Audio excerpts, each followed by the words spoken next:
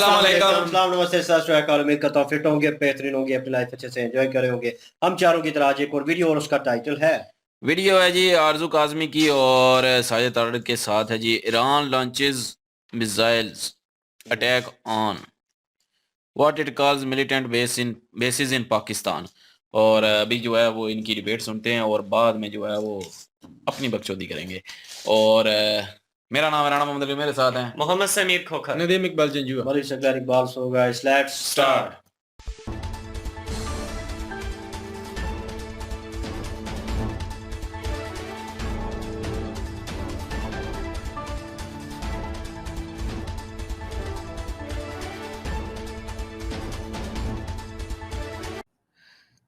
अस्सलाम वालेकुम, नमस्कार, सत श्री अकाल एंड गुड इवनिंग। मैं हूं आरजू काजमी और आप देख रहे हैं पॉइंट ऑफ व्यू। हमें जी ज्वाइन किया है साजिद तारड़ साहब ने। बहुत शुक्रिया सर कि आज आप आए। Thank you sir. इस वक्त आप आए हैं, उससे कुछ देर पहले ही जो है वो बताया जा रहा है कि ईरान ने कोई अटैक किया है पाकिस्तान में और मिसाइल अटैक बताया जा रहा है। कई जर्नलिस्ट जिसमें तलत हुसैन साहब भी हैं, उनका कहना है कि जी मिसाइल का जवाब मिसाइल होना चाहिए। तो इससे लग तो यही रहा है कि वाकई में ऐसा कुछ हुआ है, क्योंकि पाकिस्तानी जो जर्नलिस्ट हैं वो भी यही बता रहे हैं उस पे सोशल मीडिया पर। पहले तो मैं वो अपने जर्नलिस्ट भाइयों साहब से पूछना चाहता हूं, भाई टीटीपी के कितने मिसाइलों के जवाब दिए अभी तक आपने? अंदर घुस के वो मार रहे हैं आपके फौजियों को, पुलिस वालों को मार रहे हैं, तो कितना जवाब दे दिया आपने? चले मैं बताना चाहूंगा बात अभी तक ये बात है, बात जरूर एपी ने और रॉयटर्स ने इसको किया है। अभी अमेरिकन मीडिया इसके ऊपर खामोश है अभी तक। उसको भी मैंने पढ़ने की बड़ा डिटेल में पढ़ने की कोशिश की। एपी भी ये कहता है कि जैश ए अदल एक ऑर्गेनाइजेशन है जो पाकिस्तान ईरान के बॉर्डर में पाकिस्तान के एरिया से वो जो है वो ऑपरेट की जाती है। सुन्नी ऑर्गेनाइजेशन है। उन्होंने ये करके एक क्वेश्चन मार्क दे दिया है क्योंकि ईरानी शिया है, कि शायद वो सुन्नी शिया का कोई उनका पहले ही कोई कॉन्फ्लिक्ट एक दूसरे के साथ चल रहा है। लेकिन उसके साथ मैं ईरान के बारे में जरूर वाकई ये कहूंगा कि ईरान का इस वक्त दुनिया में बहुत बड़ा रोल अदा कर रहे हैं। ईरान जो है, उन्होंने उनके अपने मीडिया ने टेलीवाइज किया है कि इराक और सीरिया के ऊपर उन्होंने अटैक किया है। इराक के अंदर एक अरबील जगह है जो कुर्दिस्तान के एरिया में आती है। इराक के अंदर इराक और कुर्दिस्तान, वहां पे उन्होंने मिसाइल मारे हैं और उन्होंने क्लेम किया है कि ये जहां पे हमने मिसाइल मारे हैं, मुसाद इजराइल की जो इंटेलिजेंस एजेंसी है, वहां उनका हेडक्वार्टर था। फिर जो मसरूर बारजानी जो कि कुर्दिस्तान के प्राइम मिनिस्टर हैं, उन्होंने उसके बारे में प्रेस कॉन्फ्रेंस की। उन्होंने कहा है कि हमारा भाई ईरान के साथ कोई कॉन्फ्लिक्ट नहीं है, उन्होंने क्यों हमला ये किया है। ये वो किसी कुर्दिस्तान के जो शहरी हैं, उन्होंने भी ये कंफर्म ये जरूर किया है कि वहां पे अटैक हुआ है और वहां पे लोग मारे गए हैं। और ये भी वहां से खबरें आ रही हैं कि वहां पे कुर्दिस्तान की एजेंसी का हेडक्वार्टर या उनका कोई ऑफिस वगैरह। इराक इसके ऊपर बड़ा अपसेट हुआ है। इराक ने ईरान के डिप्लोमेट को बुलाया है, उनसे बात की है और 6 से 7 मिसाइल मारे वहां पे उन्होंने अरबील के अंदर। दूसरा अटैक उन्होंने जो सीरिया के अंदर किया है, अकॉर्डिंग टू ईरान, वो कहते हैं हमने आईसिस के ऊपर किया है और वो बदला लिया है उन्होंने। जनरल सुलेमानी जो कि उनके उनकी बरसी के ऊपर जो 2 सुइसाइड अटैक हुए थे, तो ईरान ने कहा था कि हम 7 दिन के अंदर अंदर इसका बदला लेंगे। लेकिन ईरान जो है, उसका अगर इन्फ्लुएंस देखा जाए तो जिस तरीके से इराक के अंदर उनका इन्फ्लुएंस है, जिस तरीके से उनका सीरिया के अंदर इन्फ्लुएंस है, फिर लेबनान में है, फिर इस वक्त भी गाजा की जंग की चाबियां उनके हाथ में ईरानियों के। अब इस वक्त डॉक्टर जयशंकर साहब का दौरा है। अगर कई लोग अब इस पे भी स्पेकुलेट करेंगे, इसके ऊपर भी अपने मफरूजे और इसके ऊपर भी मेरे कई जो एंकर भाईजान है वो गुस्सा करेंगे, कहेंगे जी जो डॉक्टर जयशंकर ने उनको कहा था भाई इधर भी मिसाइल मार दो पाकिस्तान पे। ठीक, हाँ, मैं ये जरूर कहूंगा, मैंने वो प्रेस कॉन्फ्रेंस सुनी है डॉक्टर जयशंकर साहब की और ईरान के फॉरेन मिनिस्टर की जो उन्होंने की है, उसके अंदर डॉक्टर जयशंकर साहब ने दहशतगर्दी का, टेररिज्म के बारे में उन्होंने बात की है। सर, कहा भी यही जा रहा है कि कोई टेरर ऑर्गेनाइजेशन है जिसके हेडक्वार्टर्स के ऊपर ये अटैक किया गया है। हाँ, वो मैंने बताया ना कि वो कहते हैं कि जो वो रॉयटर और जो एपी है, उन्होंने कहा है कि जैश ए अदल है ऑर्गेनाइजेशन, सुन्नी ऑर्गेनाइजेशन है जिनके ऊपर अटैक किया गया। अगर देखिए खुल के भी अभी तक ये बताया नहीं कि कौन सा मिसाइल था, किस साख्त का था, कहाँ का बना हुआ था, किस टाइम पे। और सुना है कहते हैं ईरान के किसी वेबसाइट पे था पहले, उनकी स्टेट वेबसाइट पे, फिर उन्होंने उस पर उससे रिमूव कर दिया उसको। लेकिन अभी कुछ दिनों में पता चल जाएगा। लेकिन चले इसी में जब बात हो रही है डॉक्टर जयशंकर साहब के ईरान के दौरे की, तो इसी हवाले से इस बात को भी आगे चलाते हैं कि उनकी ना सिर्फ उनसे फॉरेन मिनिस्टर के साथ प्रेस कॉन्फ्रेंस और मीटिंग, बल्कि इब्राहिम रईसी के साथ भी उनकी मुलाकात हुई।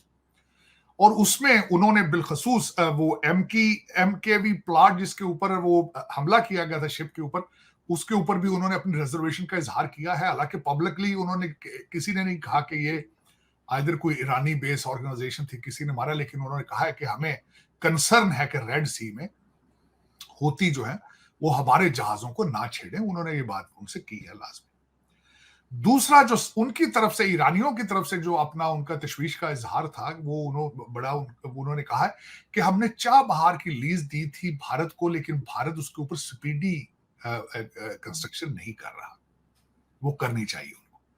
2018 में लीज पे उन्होंने लिया था।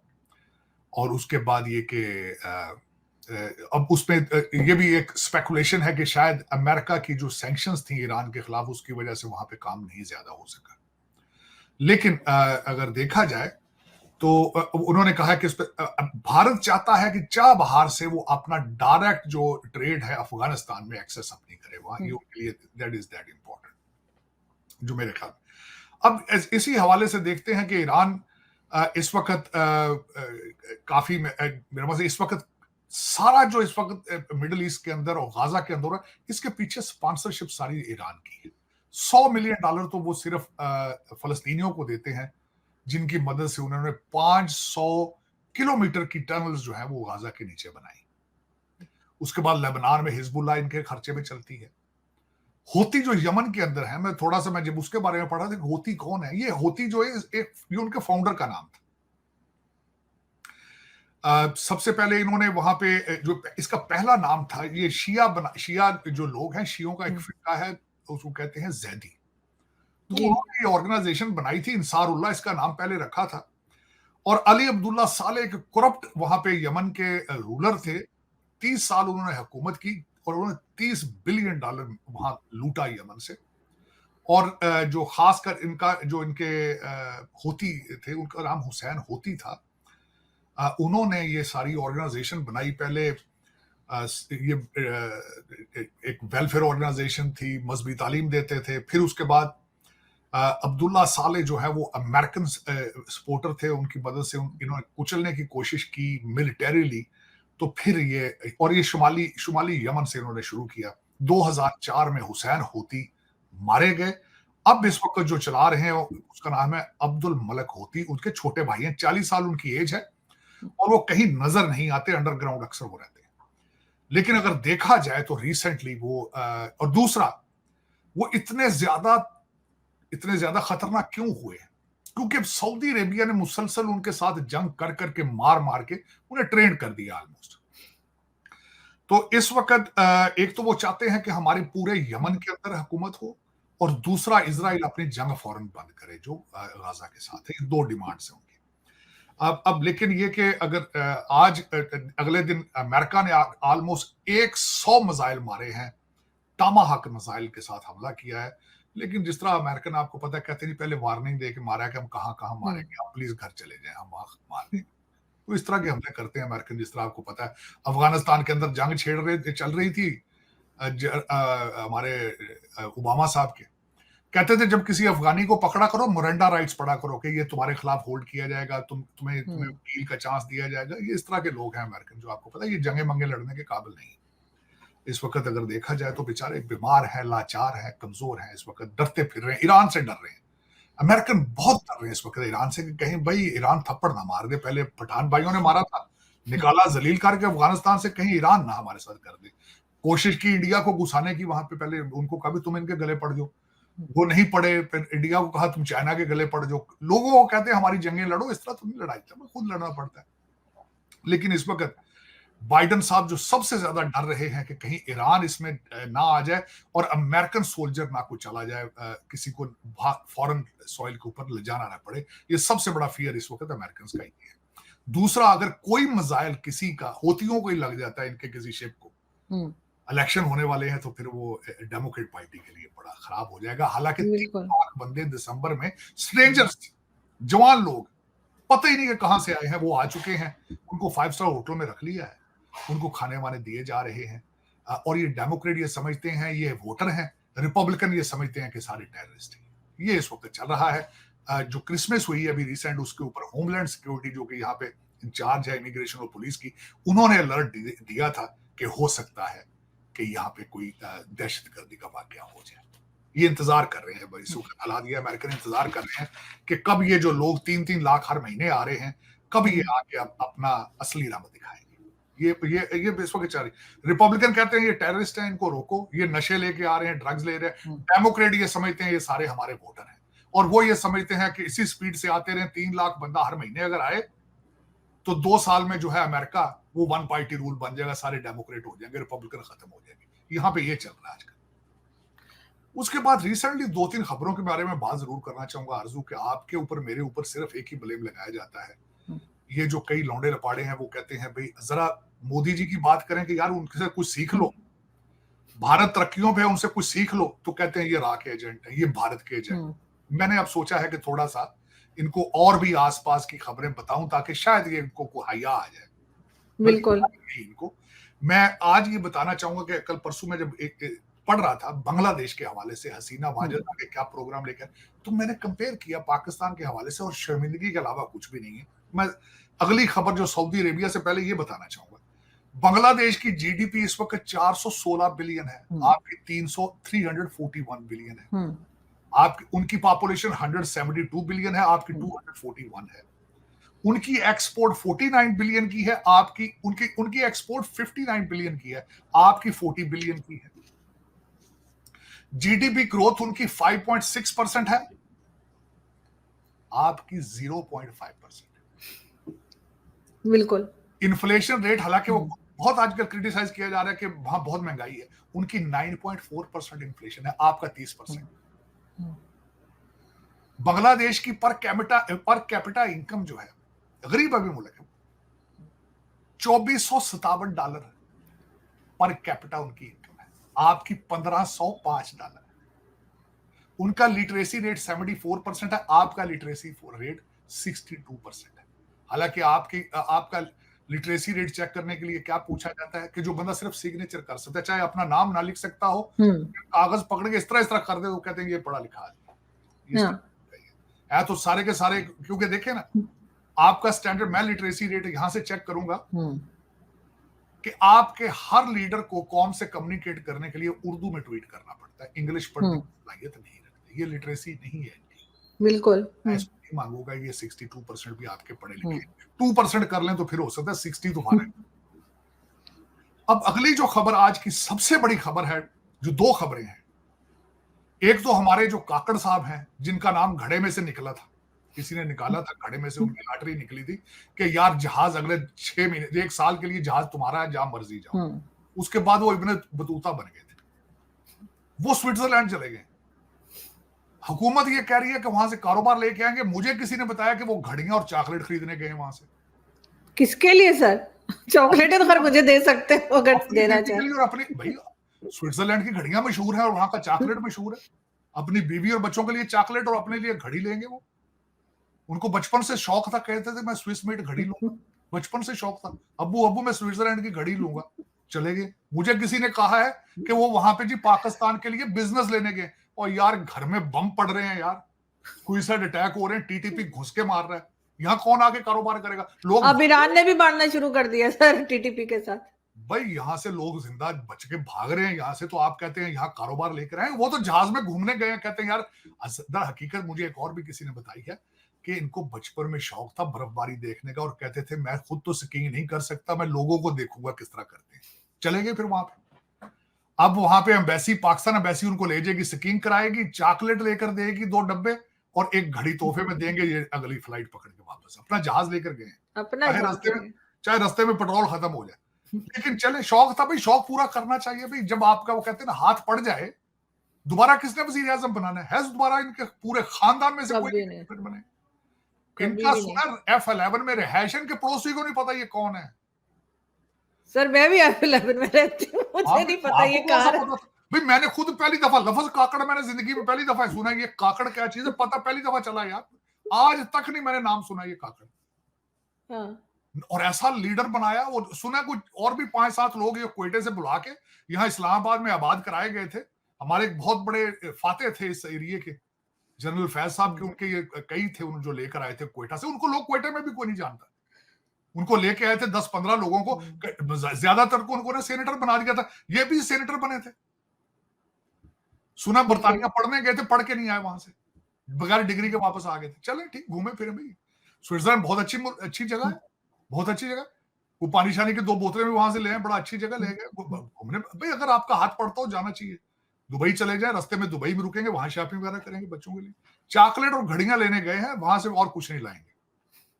जो अगली खबर आपको बताना चाह रहा हूं, जो सबसे बड़ी डैवो के हवाले से जब मैंने बात की, जो स्विट्जरलैंड के अंदर आज जो तहलका खेज खबर और सबसे ज्यादा जो आई है वो ये है कि सऊदी अरेबिया के प्रिंस, जो फॉरेन मिनिस्टर हैं, prince Faisal bin Farhan Al Saud, foreign minister of Saudi Arabia, उनसे ये क्वेश्चन किया गया। और वहां पे वो इकोनॉमिक्स वर्ल्ड इकोनॉमिक फोरम में बैठे थे। उन्होंने कहा अगर इजराइल फलस्तीन को स्टेटहुड दे देगा तो हम इसको एक्सेप्ट कर लेंगे। कंप्रीहेंसिव इसके ऊपर उन्होंने कहा है कि जी हम इसके साथ एग्रीमेंट करेंगे कि हम इजराइल को रिकॉग्नाइज करेंगे। और उन्होंने कहा इससे इजराइल के दरवाजे पूरे मिडिल ईस्ट में खुल जाएंगे। वजह यह है कि इसकी पहले भी यूएई, बहरीन और मोरक्को सऊदी अरेबिया के कहने के ऊपर वो रिकॉग्नाइज इनको कर चुके हैं according to the Ibrahim accord.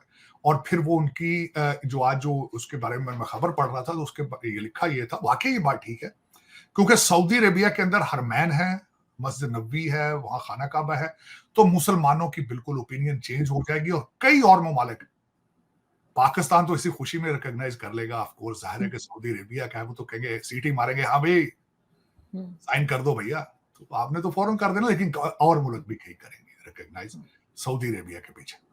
दूसरी खबर ये थी। तीसरी खबर और आखिरी खबर ये मैं बताना चाहूं, बहुत मजे की खबर है। आज मुर्शिद पेश हुए जब तोशा खाना के केस में, तो सुना है वहां पे काले जादू ने असर दिखा दिया, जज बशीर बीमार होकर गिर गए वहां पे, सुना बेहोश। मुर्गे काम आए ना, मुर्गे उर्गे काटे होंगे। हम वो काले बकरे कहते हैं जी, जमान पार्क में, खैर बकरे तो आजकल मिल नहीं रहे, मुर्गी ही उन्होंने खा। और सुना है 2 किलो मिर्चें चला दी उन्होंने। जो जज मोहम्मद बशीर थे उनका ब्लड प्रेशर बढ़ गया, गिर गए वो। तो पीटीआई वालों ने कहा पीरनी जिंदाबाद, पीरनी जिंदाबाद। और फिर जज बशीर साहब को अपने घर इस्लामाबाद ले जाके उन्होंने कहा इनको मालिश वालिश करें, इनकी ब्लड प्रेशर पानी वानी पिलाएं इनको। वो कुछ थोड़ी सी उनकी तबीयत ठीक हुई, लेकिन इसको लिखा जा रहा है जादू सर चढ़ के बोल रहा है। सर यही हाल है इनका। लेकिन बहरहाल इलेक्शन में तो आते हुए दिखाई नहीं दे रहे कि इमरान खान या उनकी पार्टी का कोई खास आगे बढ़ पाएगा, जो हाल है। उन्होंने अली अमीन गंडासपुर को बोतल दी है उन्होंने, जो इंतखाबी निशान है उस पर किसी को बोतल मिल रही है, किसी को जूता मिल रहा है, किसी को थप्पड़ मिल रहा है, किसी को कुछ मिल रहा है। फिर ऐसे ही होना होता है। फिर देखिए ना, जब आप अपनी औकात से बढ़ के चीजें करें, ये फिर समझते थे ना बिना मकसद के हम आगे, हमें रोकने, हम बहुत ताकतवर हो चुके हैं।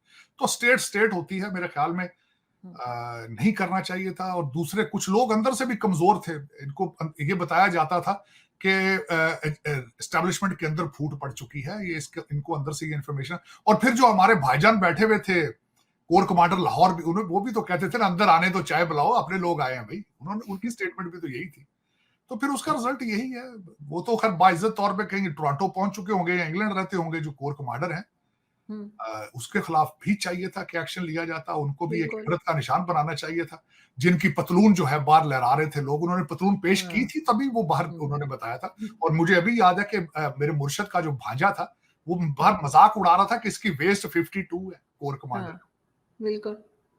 तो फिर पता नहीं कि एस्टेब्लिशमेंट उसको किस तरह बर्दाश्त कर गई कि उस कोर कमांडर को, जो भाईजान ने अपनी लॉन्ड्री भी उनके सामने रख दी कि ये मेरे कपड़े ले जाओ यार, बाहर दिखाओ लोगों को कि मेरी वेस्ट कितने। नहीं सर, पकड़ा था उनको, काफी दिन तो वो गायब रहे, इधर उधर छुपते रहे, बाद में पकड़े नहीं, लेकिन रवाज है, ये रवाज है कि वो अपने लोगों को कुछ नहीं कहते। वो उनको फिर मेरे जैसे लोग यहाँ वॉशिंगटन डीसी में देखते हैं या टोरंटो में मिलते हैं, और वो 5-5 मिलियन के घरों में रह रहे होते हैं।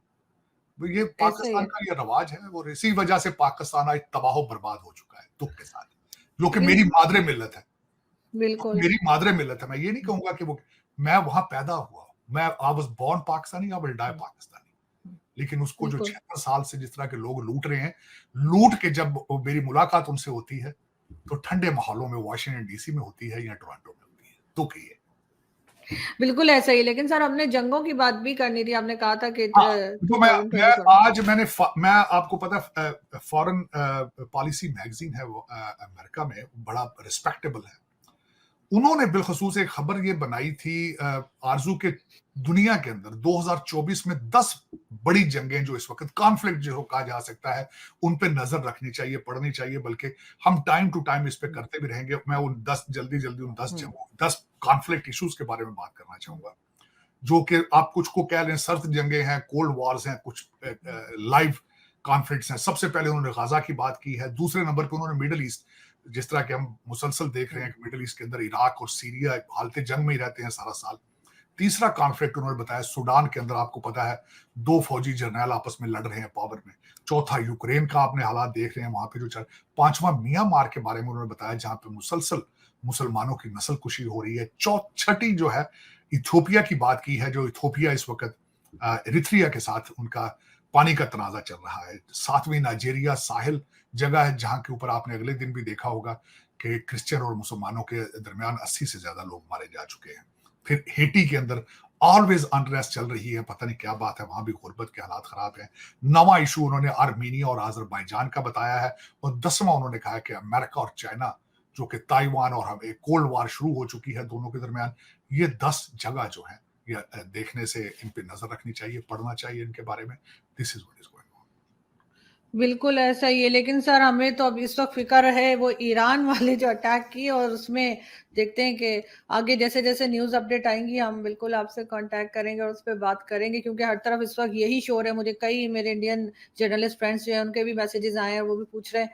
तो हम देखते हैं कि इसके ऊपर मजीद क्या आगे जो है वो बात बढ़ती है। पाकिस्तान एजेंसी या पाकिस्तान की तरफ से तो फिलहाल खामोशी है।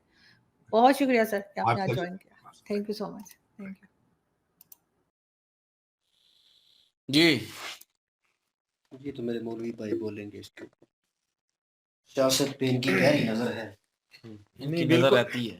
नहीं बिल्कुल, ये तो मसला वाकई कॉम्प्लिकेटेड है। मैं तो यही बोलता हूँ जो ईरान के साथ हुआ है, पाकिस्तान के साथ जो किया गया, तो वही अगर मतलब उन्होंने सुन्नी एक तंजीम है उनके ऊपर अटैक किया, ये सुनने में आया है। बाहर से मुझे खबर मिली, पाकिस्तान से ऐसी नहीं खबर मिली। यहाँ तो लोग मानते नहीं है कुछ भी हो जाए। ये इन्होंने भी सुनी तंजीम पे कहा। वो ये मतलब ये है कि इस तरह है कि, तो मुझे मेरा ये सवाल है कि मतलब वो जो भी तंजीम है उसको पाकिस्तान ने क्यों टैकल नहीं किया, पाकिस्तान ने उनको काउंटर क्यों नहीं किया। हम तंजीमों को पालने के लिए बैठे हुए हैं यहाँ। हमें तो चाहिए ना, ऐसे लोग हमारे ऊपर इल्जाम लगता है हम दहशत, क्योंकि पूरी दुनिया में भी पाकिस्तान का नाम दहशतगर्दी के हवाले से लिया जाता है। तो फिर हमारे बड़ों को चाहिए, हमारे इदारों को चाहिए कि ऐसे लोगों को खुद ही उन्हें असला उठाने से पहले रोकें कि आप असला नहीं उठा सकते। पाकिस्तान के कानून में ये बात है कि हम असला को आम बंदा नहीं उठा सकता। तो उन्होंने कुछ ना कुछ जो किया ना, ईरान ने मतलब हमला किया।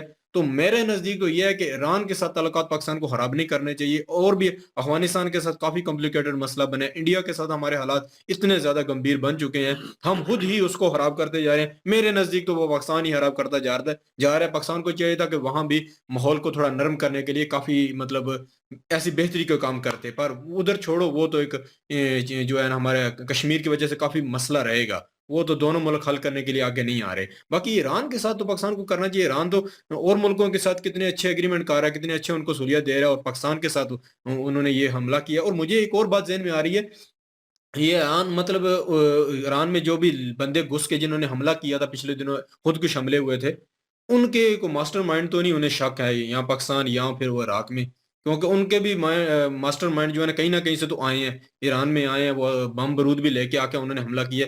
हो सकता है ईरान की एजेंसियों ने कोई ऐसी खबर दी हो, ये भी मेरे ज़हन में है। हो सकता है झूठ भी हो। बाकी यह है कि ईरान जो है ना, ये उसे चाहिए था कि पाकिस्तान के साथ बातचीत करता ज्यादा बेस्ट था, ना कि हमला। अगर पाकिस्तान भी हमले का जवाब देगा तो फिर ईरान एक और जगह पे फंसेगा, क्योंकि ऑलरेडी ईरान जो है ना इराक में और इसराइल के कई मतलब ऐसे उनके बंदे हैं खुफिया, जिनके हेडलाइन पे अभी ईरान बैठा हुआ है आए रोज। मेरे नजदीक वो तो या मोसाद ने किया है, तो या जो है ना अमेरिका की एजेंसी ने किया था, जो पिछले दिनों इंडिया के जहाज़ों पे हमले हो रहे थे, वो भी इराक ने नहीं किया। इराक ऑलरेडी लोगों के हेड लिस्ट पे बैठा हुआ है, और ईरान अभी पाकिस्तान के साथ भी पंगा ले रहा है। तो इन्हें चाहिए कि ऐसी कोई गलती ना करें। मेरे को ये भी लगता है कि ये इंडिया को खुश करने के लिए भी हो सकता है किया गया ये हमला, क्योंकि इंडियन वहाँ जो गए हैं ना, वो आज शंकर साहब जो गए हैं, जयशंकर। हाँ, वो जो गए हैं, हो सकता है उनको खुश करें, क्योंकि इंडिया तो गया है बहुत सारे एग्रीमेंट करने के लिए, बहुत सारा मतलब है कि फायदा दोनों मुल्कों के लिए गए हैं। तो उसमें फिर यही है कि पाकिस्तान को डिग्रेड किया जाए, तो जो है ना इंडिया को भी खुशी होती है कि पाकिस्तान किसी जगह पे पीछे हो, किसी जगह से भी पाकिस्तान को कोई। इंडिया में तो मोदी साहब ने कह दिया था ना भाई, कोई लेना देना नहीं है आपसे। ये तो है, पर देखो वो तो कुछ ना 3 में ना 13 में समझते हैं, तो वो तो है, पर फिर भी कुछ हम्म। इस टाइम पे ही हमला क्यों हुआ? इससे पहले भी ये तंजीम काम कर रही थी, उस टाइम नहीं कुछ हुआ। अभी जब मतलब इंडिया के लोग उधर गए हैं, तो अभी हमला हो गया है पाकिस्तान के ऊपर, और हमें तो कुछ पता भी नहीं है कि हमारी कोई तंजीम मतलब ईरान के साथ जंग में भी है, ये भी हमें नहीं पता था। ये भी मैं सुबह ही खबरें सुन रहा था, तो वहां से इंडिया से मुझे खबरें मिली कि ऐसी एक तंजीम है, उनका पूरा मतलब बायोडेटा बताया कि वो ऐसी सुन्नी तंजीम है जो शिया के खिलाफ काम करती है। तो हमें यार सोचना चाहिए, हमारा मुल्क बहुत कॉम्प्लिकेटेड मसलों में फंसता जा रहा है। तो हमारे सी पैक अगर फेल होगा, अगर ऐसे कोई भी हमारी तंजीम उठ के ऐसे कुछ काम करती है, तो उससे पाकिस्तान के ऊपर नई पाबंदियां ना लग जाएं। तो पाकिस्तान को खुद चाहिए कि ऐसे लोगों को रोके, ऐसे लोगों के खिलाफ खुद एक्शन ले, ना कि दूसरे बंदे के कहने पे या दूसरों को आवाज उठाए, मतलब बात करने का मौका भी मिले। क्योंकि पाकिस्तान ने अगर तरक्की करनी है, तो इन लोगों को पहले रोकना पड़ेगा मेरे नजदीक। मैं ऐसे दहशतगर्द जो भी कार्रवाइयां करे, मैं उन्हें लाइक नहीं करता हूँ। जी। लाइक तो हम में से कोई भी नहीं करता जो दहशतगर्दी की कार्रवाइयाँ करता है। अगर अगर वाकई सुन्नी तहरीक ने दहशतगर्दी की है, तो उधर से शिया तहरीक ने जो है वो रॉकेट जो फेंके हैं, दिया ना, बिल्कुल। तो मैं वो कहता हूँ कि जो सुन्नी कर रहे हैं वही वहाँ पे शिया कर रहे हैं, और ये सुन्नी और शिया की लड़ाई है। ये दोनों और मुल्कों ये की है। ईरान के साथ तो काफ़ी सुन्नियों की लड़ाई रहती है, और शिया उधर की पाकिस्तान के साथ सुन्नियों के साथ जो है लड़ाई रहती ही रहती है। और क्योंकि पाकिस्तान का झुकाव होता है ज़्यादातर सऊदी अरब की तरफ, हम्म, और ईरान और सऊदीया जो है आपस में जो है वो पहले तो इतने समझ लें कि पसंद नहीं करते थे। अभी थोड़ा बहुत जो है वो बीच में आके कुछ हालात सुलह काफी चेंज हो गए हैं। चेंज हुए थे, लेकिन ये है कि पहले पसंद नहीं करते थे एक दूसरे को। तो पाकिस्तान ज़्यादा झुकाव करता था अमेरिका की तरफ और सऊदीया की तरफ, सऊदी अरब। और ईरान जो था वो ना अमेरिका की तरफ था ना सऊदीया की तरफ था, और वो शिया और सुन्नी की तहरीकें जो है आपस में लड़ती थी, और वो उसी वक़्त ही जन्म लिया था उस तहरीक ने, जो भी थी सुन्नी तहरीक। हम्म, लेकिन ये वाक़ई हमारी गवर्नमेंट को चाहिए कि नहीं, इनसे इसमें जो है ना वो लाहौर इख्तियारात जो है ना वो लेके अपने हाथ में लें। अगर कुछ नहीं, ऐसा होता है तो आप खुद करें। नहीं, वो सुन्नी तहरीक नहीं है, वो सुन्नी तंजीम एक जिहादी तंजीम है, वो और है। ये सुन्नी तहरीक वाला काम मतलब मैं है कोई सुन्नी मैं रिलीजन वो से नहीं बात कह नहीं। रहा सुन्नी तहरीक कोई भी है, सुन्नी मैं कह रहा तंजीम। सुन्नी तंजीम जो भी है हाँ, ना, मुझे जो भी है मुझे नहीं कोई लेना देना। हम्म, सुन्नी तंजीम है जो, मैं वो कह रहा हूँ कि सुन्नी तंजीम आई, सुन्नी तहरीक आई, जो भी आई इस चीज़ हम्म, में, जो हम्म, शिया के खिलाफ लड़ रही है। हम्म, तो ज़ाहिर है वो शिया के खिलाफ लड़ रही है, तो वो शिया अब उनके खिलाफ लड़ रहे हैं। तो ये सुन्नी शिया हो रहा है। हम्म, ये नहीं हो रहा कि ईरान और पाकिस्तान हो रहा है। ये तहरीक और तहरीक जो है ना, वो जो तंजीम है, तंजीम के साथ लड़ रही है।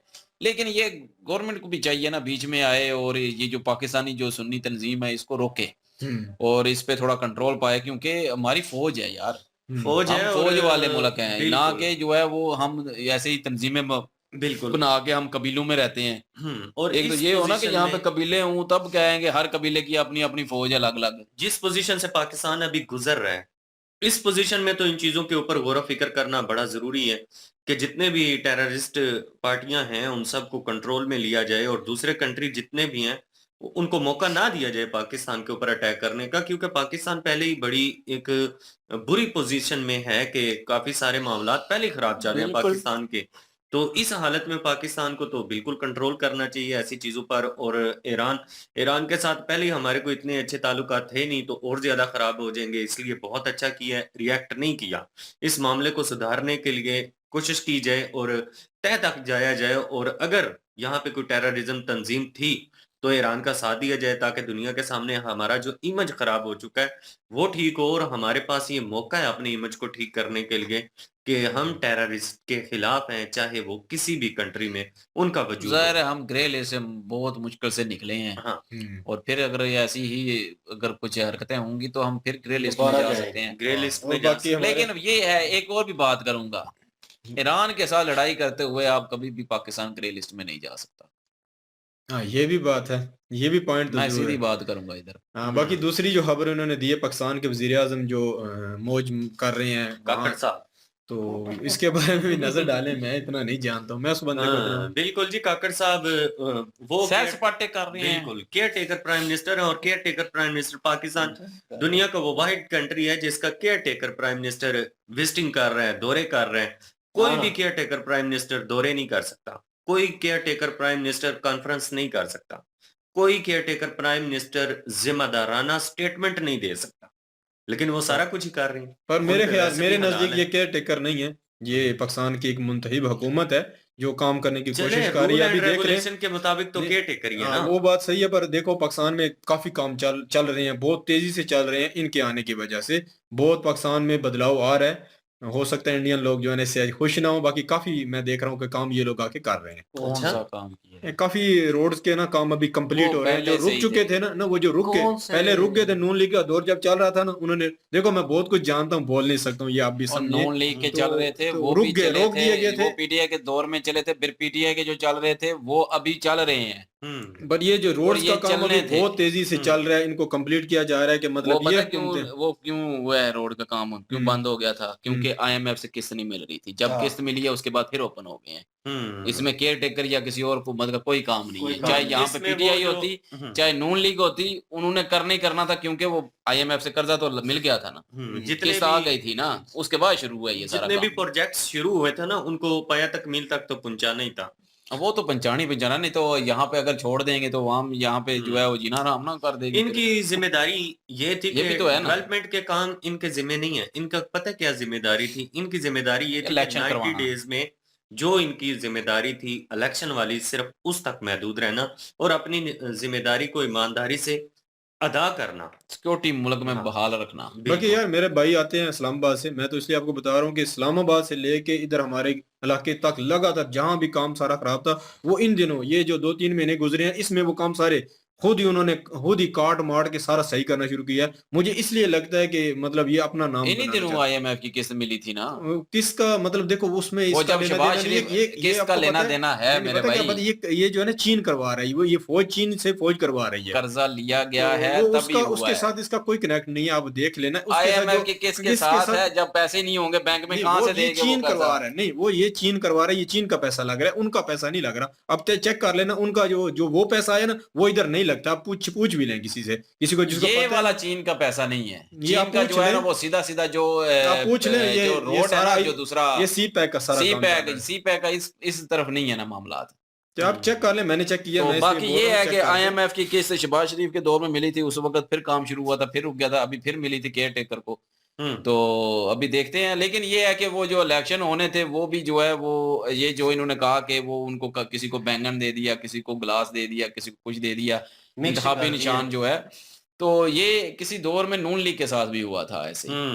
अवाम को कंफ्यूज करने के लिए। तो ये नहीं, चीजें ये तो उन्होंने होती नहीं वो रहती ये हैं। उन्होंने टक्कर ली है ना, तो ये इसलिए टक्कर ली है ना, टक्कर नून ली लीग है। भी टक्कर ली थी, मैंने नून लीग को भी यही हाँ, हुआ था। मैंने जितने भी बड़े तजियाकारों को सुने, उन सब ने इमरान खान की वाज़ेह गलती बोली है। वो बोलते हैं कि अगर इमरान खान वहां बैठ जाता, क्या नाम है, Opposition में। अपोजिशन में बैठ जाता, तो काफी कुछ इमरान खान हासिल कर सकता था, काफी कुछ अचीव कर सकता था, काफी बेहतर इस इलेक्शन को मतलब कैंपेन चला हर तरह से उन्होंने, मैंने जो देखा है बिल्कुल कर तो सकता वो था। बहुत कुछ हासिल कर ये जो सकता था। तहलील करके असम्बलियां गया है ना, बहुत उसने इमरान अपने खान की, पैरों पे मैं कुल्हाड़ियां जितने मार दी। तजियाकारों को सुना उन्होंने इमरान खान की इस गलती को बोला कि इससे दिफा नहीं किया जा सकता, क्योंकि ये इमरान खान की गलती गलतियों की अभी देख लें, गलतियों की वजह से अभी बिल्कुल ही पीटीआई खत्म कर दी है उन्होंने। उसको पूरा नुकसान हो गया, इमरान खान को फायदा इसको 1% का भी नहीं हो रहा अभी।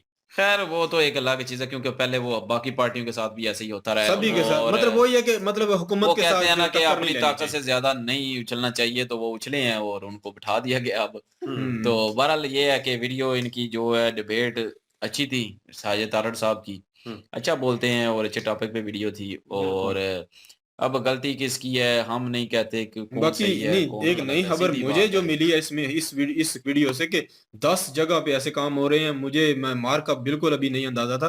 पिछले दिन एक वीडियो हाँ। देखी थी तो वो मुझे समझ नहीं आ रहा था कि वाकई सच्ची खबर है, पर अभी इन्होंने बताया कि वाकई ये काम चल रहे हैं और 10 जगह पे ये काम हाँ, हो रहा है। तो लड़ाइयाँ चलती रहती दुनिया हैं में ना ये लड़ाइयाँ तो। मतलब बढ़ रही हैं। तो वाकई 24 के बारे में काफी पेशेंट गोइयां मैं सुन चुका हूँ कि 24 में वाकई हालात खराब हो सकते हैं। वो मैंने 22 में भी सुनी थी। हाँ, ये तो मतलब होते रहते हैं। बाकी अभी होप चल फॉर रहा है ना, एंड्रॉइड जी। नहीं अभी तो चल रहा है ना। अभी तो उन्होंने बताया कि ये 80 लोग क्रिश्चियन और मुस्लिम लड़के वो भी मर चुके हैं। मतलब अभी जो है ना काफी कुछ हो रहा है। क्या पता, बस एक दिन के लिए हों ठीक, फिर ठीक हो जाए। मैं तो चलो, ये दुआ करता हूँ कि यार ये सारे दुनिया में अमन रहे, हम तो हर यही कोई चाहते जो हैं। है वो खुशी से रहे, अपनी लाइफ गुजारे और सही सलामत रहे और अपनी फैमिली के साथ रहे, खुश रहे। हम्म, और हर कोई चाहे वो इंडिया में रहता है, चाहे किसी और मुल्क में रहता है, चाहे पाकिस्तान में रहता है, हमारी तो यही दुआ है। और बाकी इनकी डिबेट अच्छी थी और आपने हमारी भी डिबेट सुनी। और अगर कुछ आपकी हो कुछ कहने के लिए, कुछ नॉलेज हो तो आप भी हमसे शेयर कर सकते हैं। बिल्कुल। कमेंट सेक्शन ओपन ही है, जाएँ जाके अपनी राय का इज़हार करें और इंशाल्लाह अगले वीडियो के साथ फिर हाज़िर होते हैं। अपना ख्याल रखिएगा, दुआओं में याद रखें। तब तक के लिए अल्लाह अल्लाह हाफ़िज़, हाफिज, पीस। पीस।